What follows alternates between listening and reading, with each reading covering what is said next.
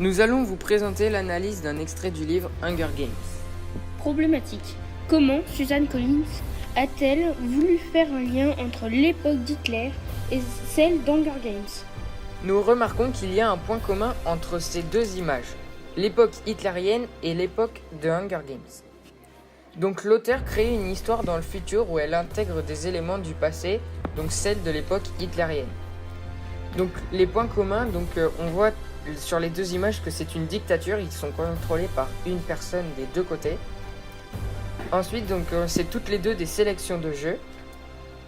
Ils lèvent tous la main des deux côtés, donc en fait ça représente le salut nazi. Donc là aussi il y a un point commun. Ensuite, ce sont des identités fortes grâce au drapeau. Et sur les drapeaux, nous voyons les symboles qui unissent parce que des deux côtés, ils ont des symboles d'un seul pays ou ville. Ensuite, la population est contrôlée, car on voit qu'il y a des soldats armés devant les files de personnes des deux côtés.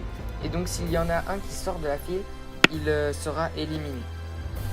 La population est contrôlée psychologiquement car les candidats sont obligés de s'entretuer sous les yeux de la population.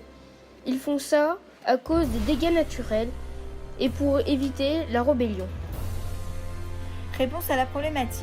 L'utopie dépasse les limites à cause des dégâts naturels et les oblige alors à s'entretuer sous les yeux de la population, ce qui crée une dystopie.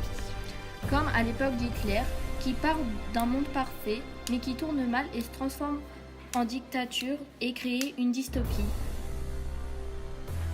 Hunger Games est une dystopie car c'est une dictature autoritaire, c'est la loi du plus fort. Réalisé par Honorine, Lucien, Mathis. Léonie.